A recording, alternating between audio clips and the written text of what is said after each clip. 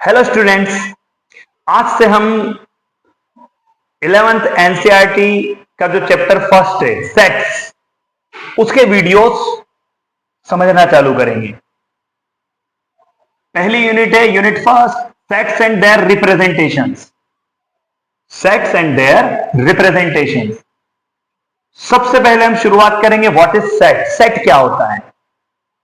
Set collection of objects such as a pack of cards, a cricket team, etc. Set क्या है? Objects का collection है। Cricket team में कितने players का कलेक्शन होता है? 11। कार्ड्स में कितने पैक ऑफ कार्ड्स, कितने कार्ड्स होते हैं? 52। तो कोई भी ऑब्जेक्ट्स का आपको कलेक्शन अगर दिखेगा तो आप उसे क्या बोलेंगे? सेट बोलेंगे। Other examples of the collections are states of India. India में जितने भी स्टेट्स हैं उनका भी क्या है? कलेक्शन बनेगा, तो ये भी एक सेट है। इंग्लिश अल्फाबेट में कितने वॉवेल्स होते हैं? ए ई आई ओ यू 5 वॉवेल्स होते हैं, तो ये भी क्या है? कलेक्शन है। मैथ्स की टर्म में अगर हम ट्राइंगल्स की बात करें तो आपने ट्राइंगल्स को दो बेसिस पे अलग अलग किया होगा। एक तो साइड के बेसिस पे पढ़ा होगा आपने और एक एंगल के बेसिस पे पढ़ा होगा। अगर हम एंगल के बेसिस पे बात करें तो ट्राइंगल कितने टाइप के होते हैं? 3 टाइप्स के होते हैं, acute, right and obtuse. Acute angle क्या होता है? All angles less than 90। Right angle triangle क्या होता है? कोई भी एक एंगल कितना होगा? 90। और ऑब्ट्यूज क्या होगा? One angle greater than 90। Clear? मतलब अगर एंगल के बेसिस पे हम ट्राइंगल्स को सेपरेट करने की बात करें तो कितने टाइप के ट्राइंगल्स होते हैं? 3। तो ये ट्राइंगल्स का एक कलेक्शन हो गया। किसके बेसिस पे? एंगल के बेसिस पे। मतलब हम इससे भी क्या बना सकते हैं? एक सेट बना सकते हैं। साइड के बेसिस पे बात करें, equilateral, 3 sides are equal, isosceles, 2 equal side, और स्केलन में बात करेंगे तो कोई भी साइड इक्वल नहीं होगी। मतलब हम साइड के बेसिस पे भी ट्राइंगल का कलेक्शन ले सकते हैं और एंगल के बेसिस पे भी ट्राइंगल का कलेक्शन ले सकते हैं। ये हमें क्या देगा? एक कलेक्शन क्या देगा? हमें एक सेट देगा। Each of the above example is a well-defined collection of objects। हमने ऊपर जितने भी एग्जाम्पल पढ़े वो सब ऑब्जेक्ट्स का एक well-defined collection है। We can decide whether a given object belongs to a given collection or not। हम ये डिसाइड कर सकते हैं कि कोई भी ऑब्जेक्ट किसी कलेक्शन को बिलोंग करेगा या नहीं करेगा। कैसे? For example, we can say that state Lahore does not belong to the collection of states of India। Lahore कहां है? पाकिस्तान में। पाकिस्तान का एक स्टेट है, तो स्टेट्स ऑफ इंडिया का जो कलेक्शन है उसको लाहौर बिलोंग नहीं करेगा। On the other hand the Madhya Pradesh does belong to this collection. और अगर हम मध्य प्रदेश की बात करें तो वो स्टेट्स ऑफ इंडिया जो कलेक्शन है उसको क्या करेगा? बिलोंग करेगा।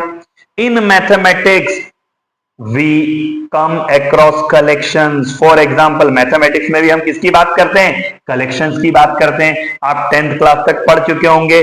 Natural numbers, rational numbers, integer. मैं आपको शॉर्ट में बताता हूं। नेचुरल नंबर्स क्या होते हैं? 1 2 3 4 अप टू इनफाइनाइट, ये क्या है? नेचुरल नंबर्स है। इंटीजर्स क्या होते हैं? Minus infinite two plus infinite including 0। आप 0 से स्टार्ट करो, 1 2 3 4 5 up to so on infinite तक। 0 से आप लेफ्ट में चलो, -1 -2 -3 up to so on minus infinite. ये जो पूरा कलेक्शन है ये किसका कलेक्शन है? सेट ऑफ ऑल इंटीजर्स का। इंटीजर को z से भी रिप्रेजेंट करते हैं, i से भी, और नेचुरल नंबर के सेट को n से। z प्लस क्या हो जाएगा? Set of all positive integers ले लें तो z प्लस। अब ऐसे कैसे? Set of all rational number. आपने p बाय q टाइप के नंबर पढ़े होंगे, 1/2 1/3। ये क्या है? Set of all rational numbers हैं। The set of all positive rational numbers. क्या बात? रेशनल नंबर नेगेटिव भी हो सकता है। 1/2 रेशनल नंबर है तो -1/2 भी तो रेशनल नंबर है। तो पॉजिटिव रेशनल नंबर्स की बात करेंगे तो q plus. Set of all real number. ये जितने भी नंबर्स आपने पढ़े हैं जिनकी हम बात कर रहे हैं ये सारे के सारे क्या होते हैं? रियल नंबर्स होते हैं। नंबर्स 2 टाइप के होते हैं, रियल नंबर और कॉम्प्लेक्स नंबर। हम 11th एनसीईआरटी का जो चैप्टर 4 है कॉम्प्लेक्स नंबर, जब वो पढ़ेंगे तो वहां हम कॉम्प्लेक्स नंबर्स की बात करेंगे। अभी हम सिर्फ किसकी बात करेंगे? रियल नंबर की। तो जितने भी नंबर्स आप पढ़ रहे हो ये सारे के सारे क्या हैं? रियल नंबर्स हैं, right? The set of all positive real number, तो आर प्लस से डिनोट कर देंगे। अब इसी को हम एक बार थोड़ा सा और शॉर्ट में अगर समझने की बात करें तो नेचुरल नंबर जो हैं, अभी हमने बोला था 1 2 3 सो ऑन, अब ऊपर होल नंबर नहीं दिखा था, होल नंबर में सिर्फ जीरो और इंक्लूड हो जाता है। मतलब आप समझो नेचुरल नंबर किसके अंदर है? होल नंबर के अंदर। होल नंबर में एक एक्स्ट्रा नंबर आपको जीरो दिख रहा है।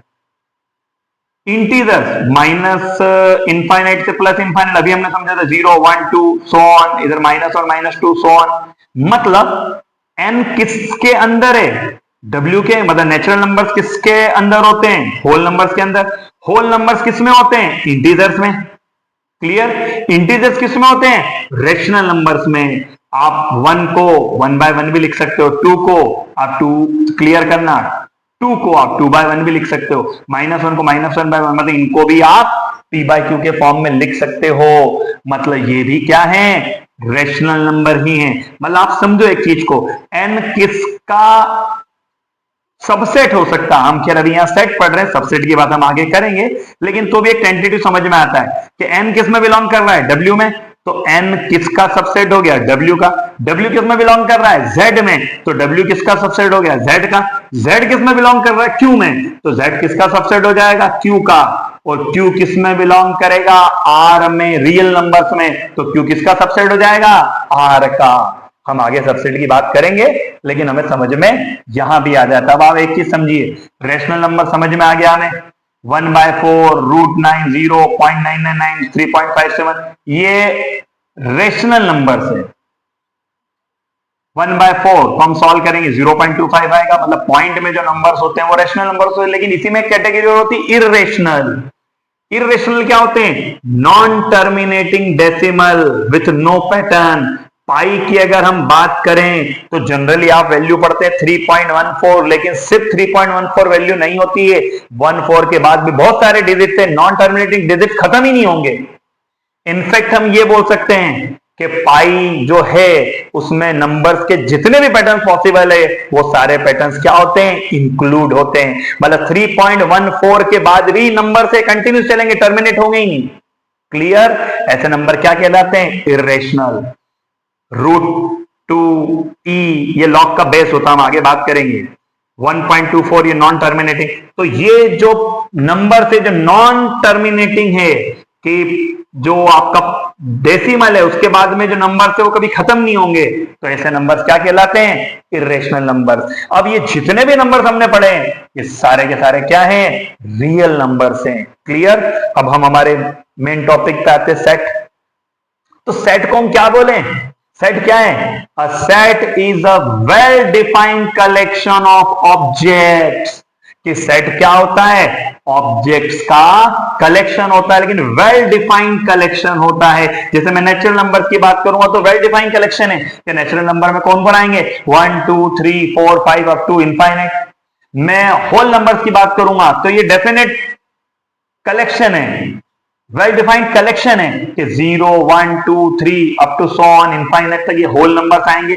मतलब कोई भी वेल डिफाइंड कलेक्शन अगर है तो आप उसे क्या बोलेंगे? सेट बोलेंगे। Clear? Important points related to set. Sets को आप किससे रिप्रेजेंट करते हैं? कैपिटल लेटर से। अगर ए बी सी सेट्स हैं तो आपको capital A, capital B, capital C से रिप्रेजेंट करना है। सेट्स के जो एलिमेंट्स होते हैं उनको स्मॉल लेटर से रिप्रेजेंट करते हैं, स्मॉल ए, small B, small C, etcetera. अब ए अगर सेट, स्मॉल ए अगर सेट कैपिटल ए का एलिमेंट है तो आप इसे कैसे बोलेंगे? A belongs to A. और मैथ्स की टर्म में इसे कैसे लिखेंगे? A belongs to A. इसे क्या पढ़ेंगे सिंबल को आप? Belongs to. अब ए अगर सेट ए का एलिमेंट नहीं है तो आप लिखेंगे A does not belongs to A. Belongs to को कट कर देंगे, इसे पढ़ेंगे does not belongs to and read as A does not belongs to A. मतलब ये बिलोंग्स टू है और ये does not belongs to A. तो आप आगे कभी भी अगर आपको सिंबल दिखे तो आपको इसे ध्यान देना है कि आपको इसे पढ़ना कैसे। क्लियर? अब सबसे इंपॉर्टेंट टॉपिक की अगर हम बात करें कि सेट्स को कितने तरीके से रिप्रेजेंट किया जा सकता है या लिखा जा सकता है? दो तरीके से आप सेट को रिप्रेजेंट कर सकते हैं। एक होता है रोस्टर और टेबुलर फॉर्म, और एक होता है सेट बिल्टर फॉर्म। ध्यान से सुनिएगा, ये दोनों जो रिप्रेजेंट करने के तरीके सेट को, ये बहुत इंपॉर्टेंट है। पहला तरीका रोस्टर और टेबुलर फॉर्म। रोस्टर या टेबुलर फॉर्म में आप क्या करते हो? All the elements of sets are present individually in the set. Set में हर एलिमेंट को आप लिखोगे। The elements are being separated by commas and are enclosed within braces. आपको ब्रेसेस के अंदर सारे एलिमेंट्स लिखना है और उनके बीच में कॉमा आपको लगाना है। कोई भी एलिमेंट छोड़ना नहीं है, आपको सारे लिखना है। फॉर एग्जाम्पल, अगर आप set of all odd natural number जो कि लेस देन 11 है उनकी बात करें, तो नेचुरल नंबर 11 तक क्या हो गए? 1 2 3 4 5 6 7 8 9 10 11।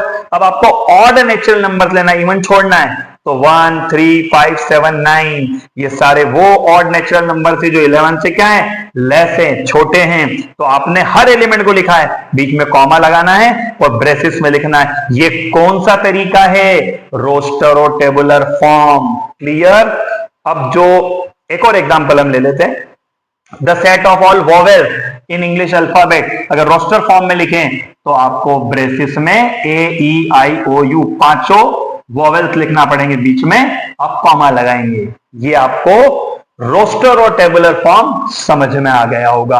अब सेट बिल्टर फॉर्म की बात करें तो इन सेट बिल्टर फॉर्म जितने भी सेट के एलिमेंट्स होते हैं on a single common property, उन सब की कोई ऐसी एक प्रॉपर्टी ऐसी होगी जो सेम होगी।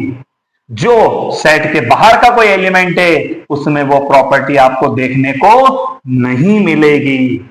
एग्जाम्पल के बेसिस पे बात करें, for example in the set AEIOU all the element possesses the common property. कौन सी प्रॉपर्टी है? कि जितने भी एलिमेंट्स है सारे इंग्लिश अल्फाबेट के क्या हैं? वॉवेल्स हैं, और कोई दूसरा लेटर ये प्रॉपर्टी को पजेस नहीं कर सकता। अगर मैं बी की बात करूं तो बी वॉवेल थोड़ी नहीं है, तो वो इस सेट के जो एलिमेंट्स की जो प्रॉपर्टी है उसको पजेस नहीं करता है। क्लियर?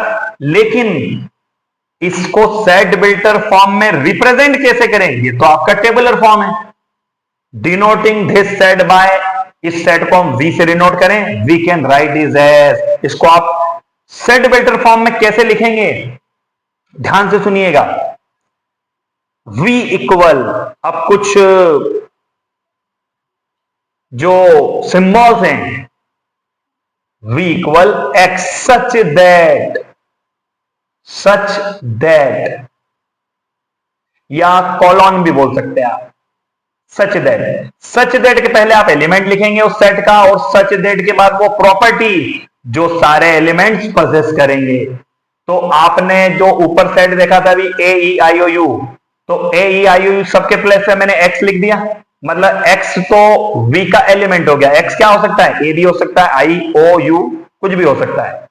सच दैट, लेकिन X कौन सी प्रॉपर्टी पजेस कर रहा है? X is a vowel in English alphabet. मतलब आप X के प्लेस पे A लिख सकते हो, E लिख सकते हो, I लिख सकते हो, O लिख सकते हो, U लिख सकते हो, लेकिन B नहीं लिख सकते हो, C नहीं लिख सकते हो। क्लियर? क्योंकि जो प्रॉपर्टी है वो क्या है कि इंग्लिश अल्फाबेट का वॉवेल होना चाहिए X, तो ही X इसका एलिमेंट होगा V का। इसको थोड़ा सा डिटेल में बात करिए। X है, ये कॉलन है, और characteristic property possess by the elements of set के कॉलन के बाद क्या लिखना आपको? सेट के जो एलिमेंट्स की जो कैरेक्टरिस्टिक प्रॉपर्टी जो वो पजेस कर रहे हैं वो आपको लिखना है। ये कौन सा फॉर्म पढ़ रहे हैं हम? Set builder form. Note in this description the braces stand for the set of all. अब सबसे इंपॉर्टेंट चीज कि ब्रेसेस को आपको क्या पढ़ना है? द सेट ऑफ ऑल, और कॉलन किसके लिए स्टैंड करेगा? Such that. तो ब्रेसिस को पढ़ना है द सेट ऑफ ऑल, और कॉलन जो है वो किसके लिए है? सच दैट के लिए। मैंने आपको समझा ही दिया। तो एक एग्जांपल से हम अगर इसको और क्लियर करें तो x such that x is a natural number and 1 less than x less than 9, इसको कैसे पढ़ोगे आप? ये सेट बिल्टर फॉर्म है, लेकिन रीड कैसे करना है? तो ब्रेसिस को क्या रीड करना है? The set of all. Element क्या है? X. The set of all braces के लिए एक्स एलिमेंट है, उसके बाद में क्या है? सच दैट, और उसके बाद क्या बोलना है? प्रॉपर्टी। तो प्रॉपर्टी क्या होगी? X is a natural number, और एक्स लाई करेगा किस किस के बीच में? 1 और 9 के बीच में। एक्स 1 से बड़ा होगा और 9 से छोटा होगा। Hence the numbers 2, 3, 4, 5, 6, 7 and 8 are the elements of set A। तो ये जो सेट बिल्टर फॉर्म है ये बहुत इंपॉर्टेंट है, आगे जाके हमें इसकी बहुत जरूरत पड़ेगी। तो आपको सबसे इंपॉर्टेंट क्या है? ये दोनों जो तरीके सेट को रिप्रेजेंट करने के मैंने समझाया आपको, एक था रोस्टर और टेबुलर फॉर्म और एक था सेट बिल्टर फॉर्म। आपको दोनों तरीके समझ में आना चाहिए। अब कुछ एग्जांपल से हम अगर इनको समझने की बात करें, जो हमने अभी पढ़ा है उससे रिलेटेड कुछ एक दो क्वेश्चंस हम करते हैं। तो write the solution set of the equation x square plus x minus 2 equal 0 in roster form. आपको एक इक्वेशन दी है, क्वाड्रेटिक इक्वेशन। आपने 10th में क्वाड्रेटिक इक्वेशन पढ़ी होगी। तो क्वाड्रेटिक इक्वेशन आपको दी, मैक्सिमम पावर 2 है, इसको आपको सॉल्व करना है। तो आपने सॉल्व करना सीखा होगा। तो मैं आपको शॉर्ट में बता देता हूं, हमने क्या सीखा था कि इसको हमको ब्रेक करना है, होता है एक्स को। दो ऐसे नंबर ढूंढेंगे जिनको प्लस या माइनस करे तो ये आ जाए, और उन दोनों का मल्टीप्लाई करे तो वो आएगा जो इन दोनों का मल्टीप्लाई करने पे आता है। ध्यान से सुनिएगा, दो ऐसे नंबर ढूंढना है जिनको ऐड करें या सब्ट्रैक्ट करें तो एक्स आए, और उन दोनों का मल्टीप्लाई करे तो वो आना चाहिए जो इन दोनों का मल्टीप्लाई करने पे आता है। इन दोनों का मल्टीप्लाई करने पे आ रहा माइनस 2x²। तो आप देखिए x square as it is, मैंने एक्स को ब्रेक किया, माइनस एक्स प्लस 2x, ये minus 2 as it is equal 0, minus x plus 2x, 2x में से x को सपरेट करोगे तो वापस x आ जाएगा। आप समझना, मैंने क्या बोला था? दो ऐसे नंबर ढूंढना है जिनको प्लस या माइनस करे तो x आ जाए, वो तो आ गया। इन दोनों का मल्टीप्लाई करें तो आएगा माइनस का 2x², और इन दोनों का मल्टीप्लाई करने पे माइनस 2x² ही आएगा। मतलब आपको जब आप फैक्टर्स बनाते हैं, जब इस x को ब्रेक कर रहे हैं, तो आपको ये बात समझ में आना बहुत जरूरी। खैर आपको आता होगा, बहुत बेसिक कॉन्सेप्ट है, लेकिन फिर भी मैंने आपको समझा दिया। क्लियर? अब आगे क्या करोगे? इन दोनों में से x कॉमन निकालोगे, तो x कॉमन निकलेगा, यहां से x माइनस यहां से क्या बचेगा 1। इन दोनों में से 2 कॉमन निकालोगे तो यहां से x बचेगा माइनस यहां से क्या बचेगा 1। 2 के साथ में कुछ भी नहीं है, मतलब मल्टीप्लाई बाय क्या है? ये 1 है, इक्वल में 0। अब दोनों जगह से x माइनस 1 आप कॉमन निकाल लो तो ये x प्लस 2 बचेगा इक्वल 0। दोनों को अलग अलग 0 की इक्वल कर दो आप, तो x इक्वल 1 आएगा और x इक्वल माइनस 2 आएगा। मतलब इस इक्वेशन के कितने सॉल्यूशंस हैं? तो हमको क्या बनाना था? सॉल्यूशन सेट बनाना था इस इक्वेशन का, और उसको किस फॉर्म में लिखना था? रोस्टर फॉर्म में लिखना था। तो रोस्टर फॉर्म आपको मालूम है कि ब्रेसेस के अंदर हर एलिमेंट को आप सेपरेटली लिखते हो, इंडिविजुअली लिखते हो कॉमा लगा के। कितने एलिमेंट्स हैं? 1, -2, तो वो आपने ब्रेसेस में लिख दिया। मतलब आपने इस इक्वेशन के जो सॉल्यूशन थे उनको किस फॉर्म में रिप्रेजेंट कर दिया? रोस्टर फॉर्म में। Clear? Right the set x पढ़ना आना चाहिए आपको। फॉर ऑल क्लियर करना, फॉर ऑल नहीं बोलू मैं, क्लियर करना। ब्रेसेस को क्या पढ़ना था? The set of. ब्रेसेस को क्या पढ़ना था? The set of. ये देखिए आप यहां, द सेट ऑफ ऑल। फिर उसके बाद क्या आता है? एक्स। ये भूलना नहीं है, ये सबसे इंपॉर्टेंट चीज है, the set of all. Braces को द सेट ऑफ ऑल पढ़ना है। तो हम अगर बात करें तो यहां क्या पढ़ेंगे? The set of all x such that x positive integer है, और एक्स का स्क्वायर करेंगे तो लेस देन क्या आना चाहिए? 50 आना चाहिए। मतलब ये कैरेक्टरिस्टिक प्रॉपर्टी है जो सेट के एलिमेंट पजेस करेंगे। अब करना क्या है? ये कौन सा फॉर्म दिया है? सेट बिल्टर फॉर्म दिया है। किस फॉर्म में लिखना है इसे? रोस्टर फॉर्म में लिखना है। तो ध्यान से सुनिएगा, गिवन सेट हमने लिख दिया। अब द रिक्वायर्ड नंबर्स आर, अब आप समझिएगा, एक्स पॉजिटिव इंटीजर है, इंटीजर मैंने आपको अभी ऊपर बताया था 1, 2, 3, 4, 5। अब मैं 1 का स्क्वायर करूं लेस देन 50 आएगा, मतलब 1 जो है इस सेट का एलिमेंट होगा। 2 का स्क्वायर करूंगा लेस देन 50 आएगा। 3 का स्क्वायर, 4 का स्क्वायर, 5 का स्क्वायर, 1 का स्क्वायर 1, 2 का स्क्वायर 4, 9, 4 का स्क्वायर 16, 5 का 25, 6 का 36, 7 का 49। मतलब 7 तक अगर आप जाओगे और स्क्वायर करोगे तो लेस देन 50 आएगा। 8 का स्क्वायर करोगे तो 50 से बड़ा नंबर आ जाएगा 64। क्लियर? तो आपको ये समझ में आना चाहिए कि इस सेट में जो एलिमेंट्स होंगे वो कौन कौन होंगे, 1 to 7। इनको रोस्टर फॉर्म में अगर लिखें तो 1 2 3 4 5 6 7 सबको आपको लिखना पड़ेगा इंडिविजुअली, कॉमा लगा के ब्रेसेस के अंदर। मतलब सेट बिल्डर फॉर्म दिया था उसको आपने किस फॉर्म में लिख दिया, रोस्टर फॉर्म में लिख दिया। एक एग्जांपल और देख लेते हैं हम। Right the set A 1 8 27 64 in set builder form. आपको टेबुलर या रोस्टर फॉर्म में दिया है, लिख दिया आपने।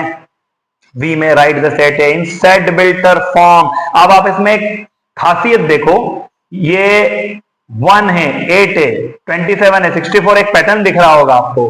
पैटर्न क्या, 1 का क्यूब करेंगे तो कितना आएगा 1, 2 का क्यूब करेंगे तो कितना आएगा 8, 3 का क्यूब करेंगे तो कितना आएगा 27, 4 का क्यूब करेंगे कितना आएगा 64। पैटर्न है, पैटर्न क्या है, ए ब्रेसिस के अंदर आपको सच दैट के पहले एलिमेंट लिखना पड़ता है x, और प्रॉपर्टी क्या पजेस कर रहा है, x is the cube of a natural number. मैंने कहां से स्टार्ट किया, 1 का क्यूब, 2 का क्यूब, 3 का क्यूब, 4 का क्यूब, सो ऑन।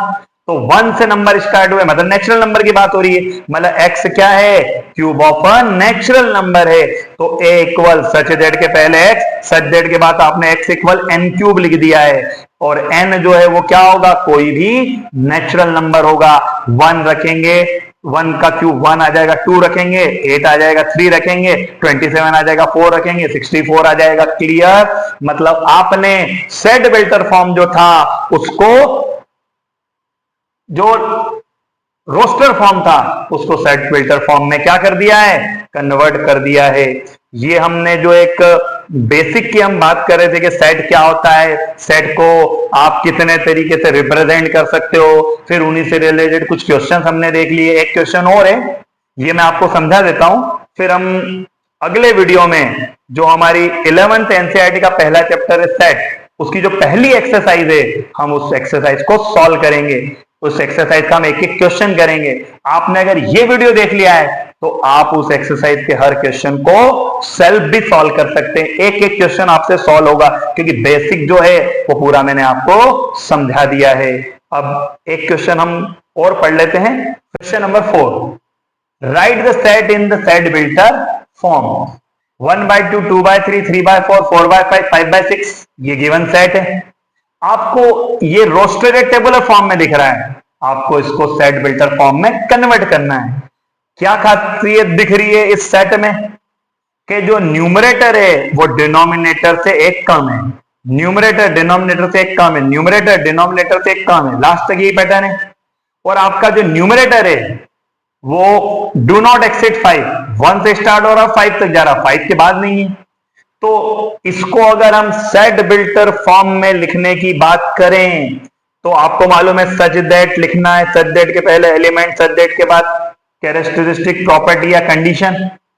तो x किस टाइप का है, n divided by n plus 1। ध्यान से सुनिएगा, ये न्यूमरेटर है, डिनोमिनेटर है। न्यूमरेटर जो डिनोमिनेटर से एक कम है तो हमने n divided by n plus 1 लिख दिया। n क्या होगा, कोई नेचुरल नंबर जो 1 से स्टार्ट हो रहा है, कहां तक जा रहा है, 5 तक जा रहा है।